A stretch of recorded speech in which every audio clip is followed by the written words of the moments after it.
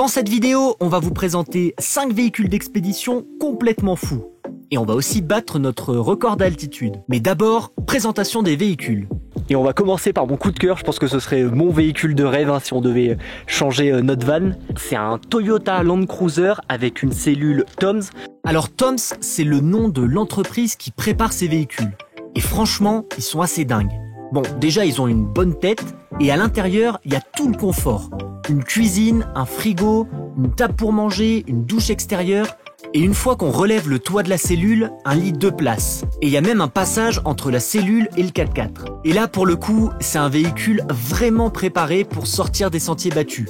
Et qui est un peu moins encombrant que notre ensemble t-shirt. Par contre, c'est pas donné. Ce modèle coûte quand même 150 000 €.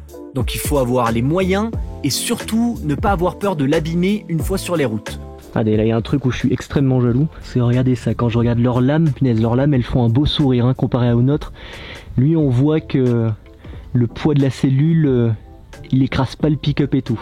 Franchement pour moi ça je pense que c'est le véhicule parfait, mais bon faut pouvoir mettre 150 000 € dans un véhicule. Ensuite si on s'éloigne un tout petit peu, on a le deuxième véhicule, et ça c'est vraiment un véhicule d'exception aussi. C'est un peu comme notre van mais en mode monstre américain quoi. Alors pour vous rendre compte vraiment de la taille du truc, moi je fais 1,77 m. Et concrètement du coup je suis trop petit pour regarder ce qu'il y a à l'intérieur. C'est assez impressionnant comme il est grand. Donc ça c'est pas un véhicule qu'on peut acheter sur le marché. J'ai parlé avec le propriétaire du camping. En fait c'est un Canadien qui a fabriqué sur mesure toute la cellule qui est assez énorme aussi. Cellule qui a d'ailleurs des choses que j'avais jamais vues de ma vie, parce qu'il y a des panneaux solaires. Les panneaux solaires ils sortent sur le côté, donc je m'étais dit punaise ça doit être super dangereux quand il conduit. Et en fait c'est parce que quand il conduit il peut rétracter ses panneaux solaires. Ça veut dire que là il a une surface de panneaux solaires monstrueuse, et quand il conduit il les rétracte les uns sur les autres. Donc c'est pour ça que ce véhicule en fait il a plein de choses qu'on n'a pas l'habitude de voir normalement sur des véhicules un peu d'expédition.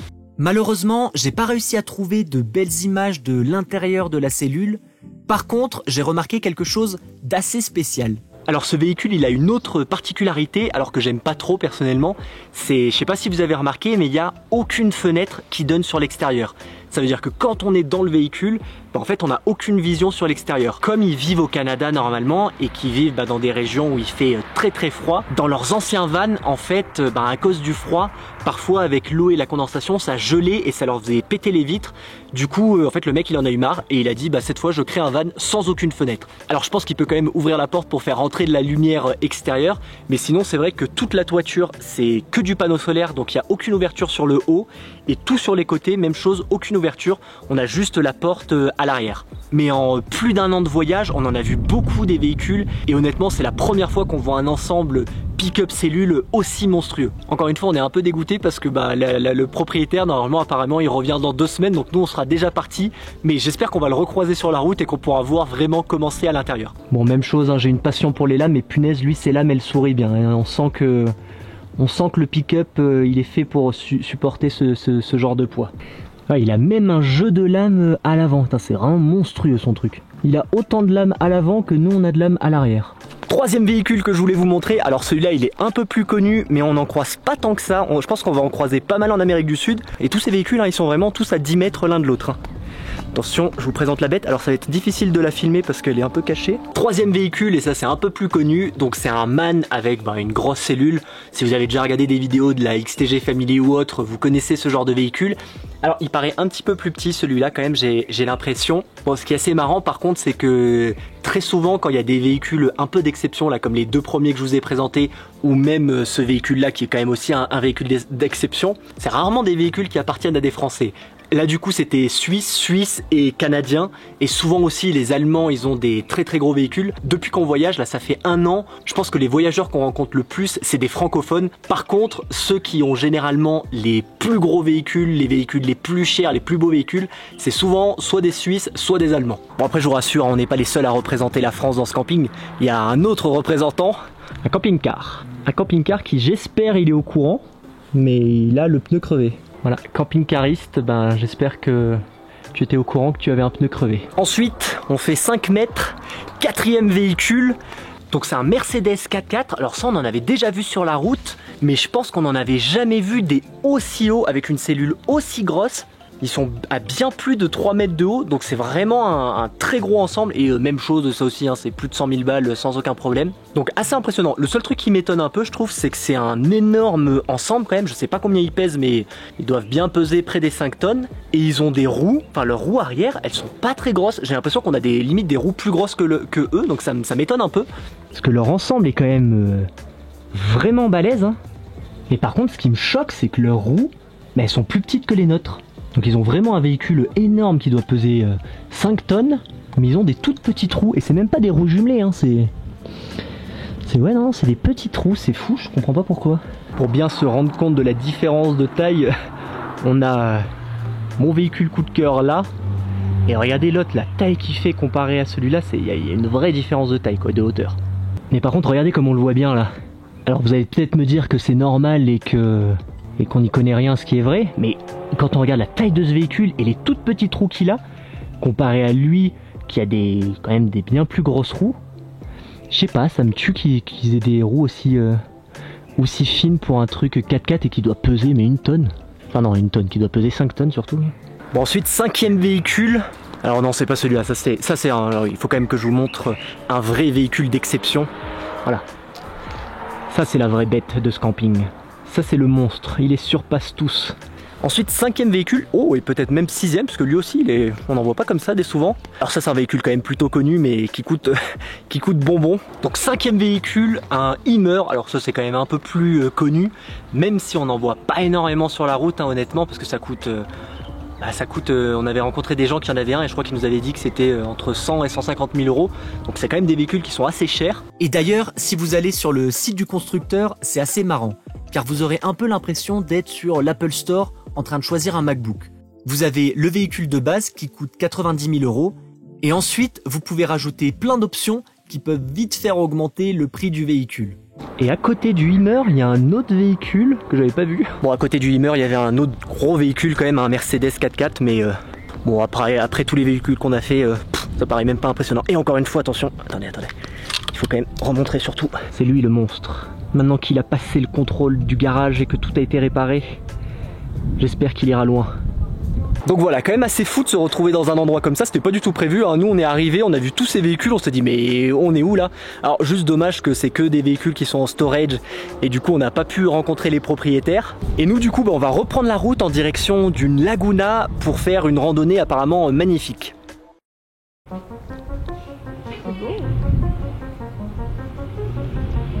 Bon allez, on se retrouve le lendemain. Comment s'est passée ta première nuit à 3300 mètres d'altitude, Ambrine? Bah très bien, franchement j'ai pas senti qu'on était aussi haut en altitude et il faisait pas si froid que ça en plus. Ouais, je pense qu'on n'est pas encore assez haut pour ressentir. On avait rencontré des Français qui nous avaient dit qui revenaient de l'Argentine et ils nous avaient dit que eux c'était à partir quand ils dépassaient les 3500 mètres d'altitude qu'ils commençaient un peu à mal dormir. Mais là en tout cas 3300 vraiment c'est comme si on était à 1000 mètres d'altitude. Et là on est où maintenant?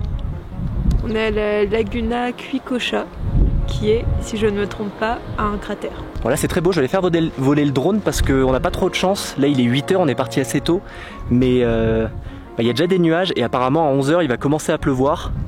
Sachant que normalement on est parti pour une randonnée de 4 heures là, donc bon, on va voir ça.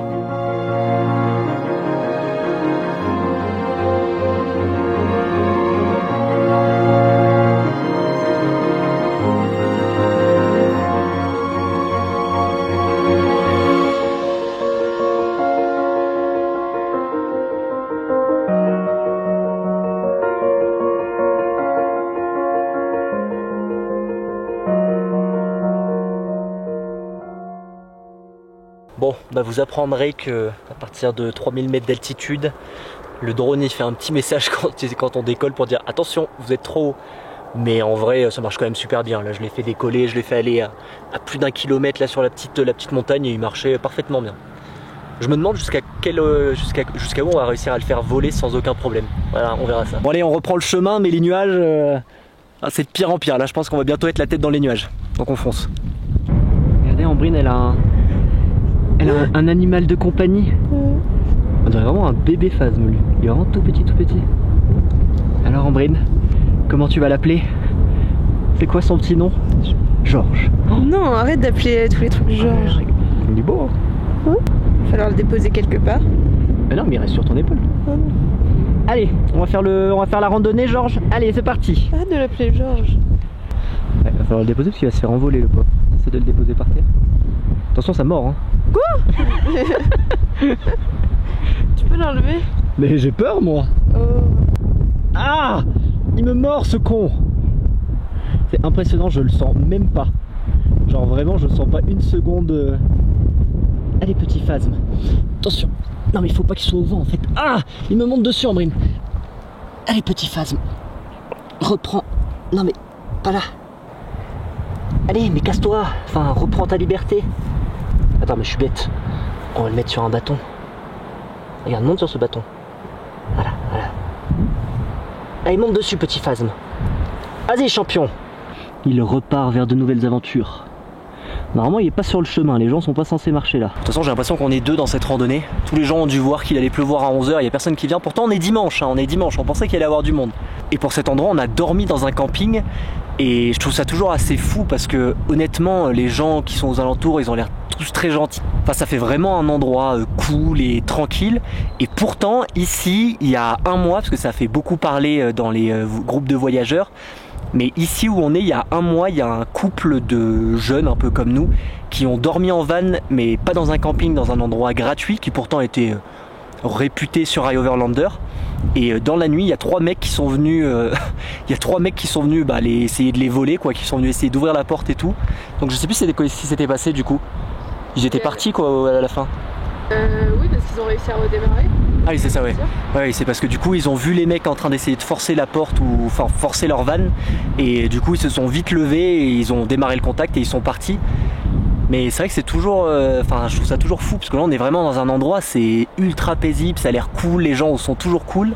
Et c'est pour ça que pour la Colombie, Équateur et je pense le Pérou aussi, on dort principalement dans des campings pour être sûr de ne pas avoir de petites mésaventures comme ça. Et c'est à partir de l'Argentine où je pense qu'on recommencera vraiment le camping sauvage.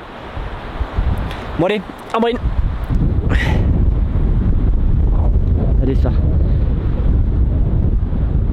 Encore une fois à la recherche de la photo parfaite. On a ensuite continué la randonnée qui longe tout le lac. On en a profité pour battre notre record d'altitude. Bon, je crois qu'on vient d'arriver au point le plus haut de cette randonnée. Et du coup, on a battu notre record de hauteur. Parce que là, on est à presque 3436 mètres d'altitude. Je pense qu'on n'avait jamais fait de randonnée aussi haut. Donc voilà, nouveau record d'altitude. Le reste du chemin, c'est toute la descente sur la crête. Et après avoir descendu toute la crête avec une vue magnifique sur le lac, on a repris la route pour dormir dans une ville un peu plus bas dans la vallée. Bon, aujourd'hui on va faire mon activité favorite. Qu'est-ce qu'on va faire, Ambrine? On va faire un musée artisanal. Et c'est un des plus connus de... Je crois que c'est un des plus connus d'Amérique du Sud. C'est parti.